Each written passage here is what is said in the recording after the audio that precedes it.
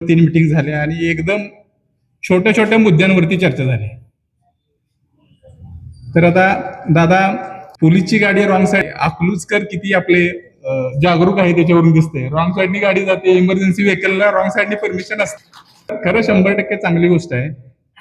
ज्यावेळेस शांततेच्या ह्याच्यात असेल, इमर्जन्सी कुठली नाही, तर पोलीसच्या गाडीने प्रॉपर युटर्न घेऊन गेलं पाहिजे. पण दादा तिथं जवळजवळ एक 600-700 मीटरचा हे आहे. फक्त पोलीसच्या गाडीचाच विषय नाही, जनरल जे लोक जात आहेत मध्ये तिथं कुठला हे नसल्यामुळं, डायव्हर्शन नसल्यामुळे किंवा पलीकडे जाण्यासाठी दुसरा कुठला मार्ग नसल्यामुळं नाईलाज असतो लोकांना त्या ठिकाणी जावं लागतंय.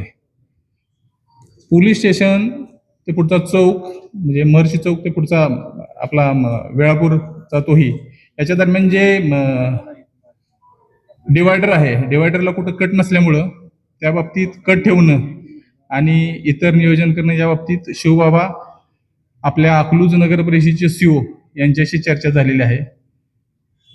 रस्ता रुंदीकरण सगळे होणार आहे. डिवायडरला त्या ज्या ज्या ठिकाणी आवश्यक आहे त्या ठिकाणी कट राहणार आहेत.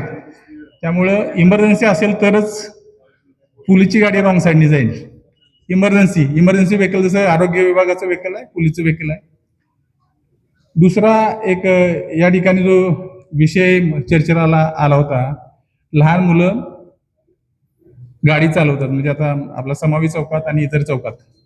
या बाबतीत दादा असा माझा 10 महिन्याचा अनुभव आहे. ज्या बुलेट्स आहेत, बुलेटमध्ये कुठं अल्टरेशन केलं जात नाही, पण ते इलेक्ट्रिक बुलेटचं बंद करायचं आणि त्याचं बटन चालू केलं की त्यात फाट फाट असा आवाज येतो. आणि अशा म्हणजे कंटिन्यू अशा आम्ही गाड्या पोलीस स्टेशनला नेऊन लावतो. पण म्हणजे एवढे ह्या 10 महिन्यातले बेकार अनुभव आहेत.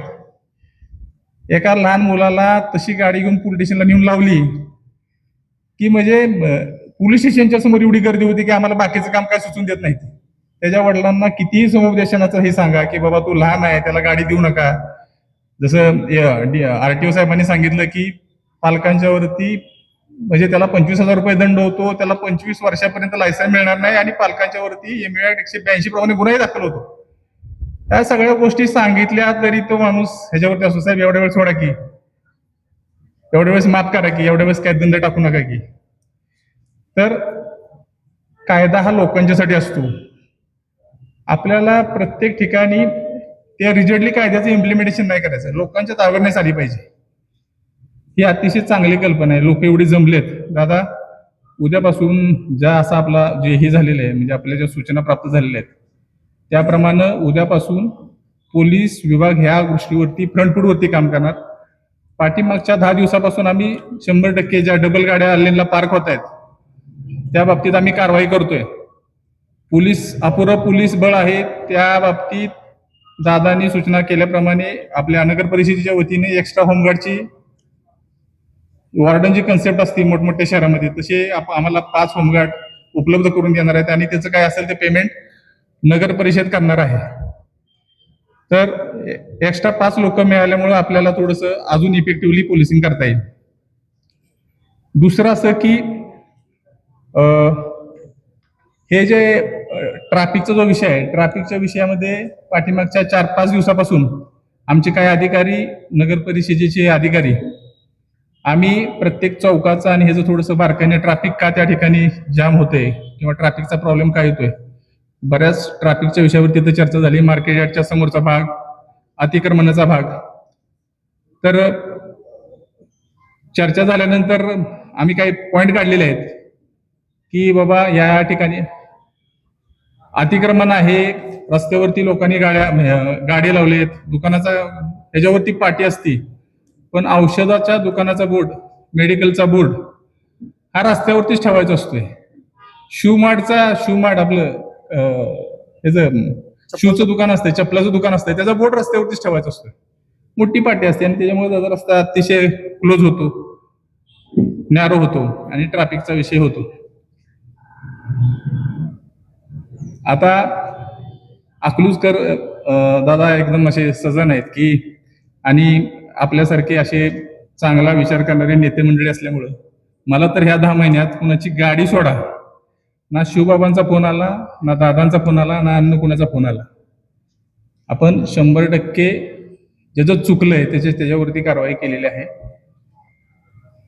इथून पुढं ही इफेक्टिव्ह कारवाई करणार. आरटीओ साहेबांची आम्हाला मदत मिळणार आहे. आरटीओचे जे इंटरसेप्टर गाड्या आहेत त्यांनी पोलिसांची तुम्हाला माहिती आहे की पोलीस 500 रुपयाची पावती करतात, 1000 रुपयाची पावती करतात. आरटीओचा दंड असतोय हजारात, 25,000 रुपये दंड त्यांनी तुम्हाला सांगितलंय. असा एवढा इफेक्टिव्ह दंड स्वतः आरटीओ साहेब आणि त्यांचे स्टाफ करणार आहे. त्यामुळे त्याला निश्चित चांगलं हे लागेल.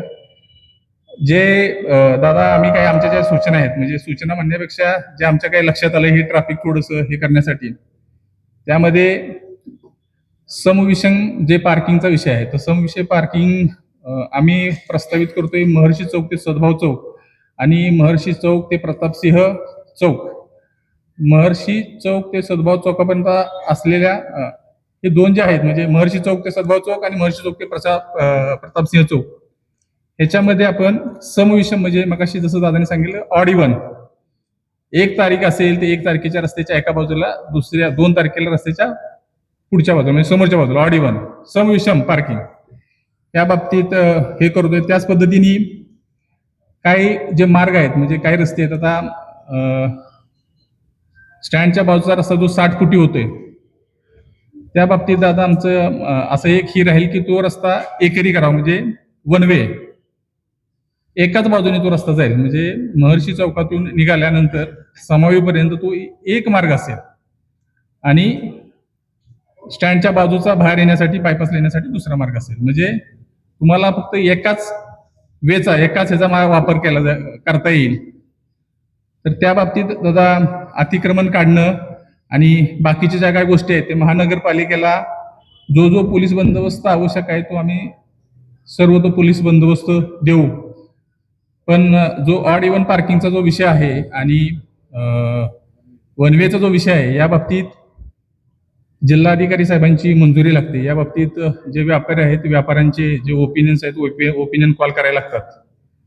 आपल्याला ट्रॅफिकचा अकलूचा जर विषय जर मिटवायचा असेल तर आपण तेवढ्याच मोठ्या मनाने ह्या संपूर्ण कारवाईसाठी मदत केली पाहिजे. अनुभव असा आहे की लोक भेटायला येत्या वेळेस किंवा वैयक्तिक ट्रॅफिकमध्ये कुठल्या अडकल्यानंतर तिथं अगदी ट्रॅफिकच्या बाबतीत किंवा पोलीस कामकाजाच्या बाबतीत पोटतिडकीने बोलतात. पण ज्यावेळेस करण्याची इच्छा येते, करण्याची वेळ येते, त्या ठिकाणी आडकाठी घालतात. अकलूजकर सजा जागृत आहेत. मला 100% ह्या चांगल्या इनिशिएटिव्हसाठी दादांच्या नेतृत्वाखाली 100% मदत करतील. आणि ह्या बाबतीत आपण जिल्हाधिकारी साहेबांचा सुरुवातीला ट्रायल बेसिसवरती एक 15 दिवसासाठी आपण तो प्रस्ताव करून घेऊया. आपल्याला रिस्पॉन्स कसा मिळतोय त्याच्यावरती मग आपण पुढचा माननीय जिल्हाधिकारी साहेबांचा त्यामध्ये आदेश घेऊया. दादांनी ज्याप्रमाणे इच्छा व्यक्त केली किंवा तुमची सगळ्यांची मनातून ज्याप्रमाणे इच्छा आहे की अकलूजचं ट्रॅफिक व्यवस्थित ह्याच्यावरती आणणं, कुठलीही अडचण होणार नाही अशा पद्धतीने आणणं, ह्याच्यासाठी अकलूज पोलीस स्टेशन सोलापूर ग्रामीण दल 100% तुमच्याबरोबर आहे. चांगल्या सगळ्या गोष्टीच्या सोबत आम्ही आहोत. धन्यवाद. अटल 25 सोलापूर अकलूज 2026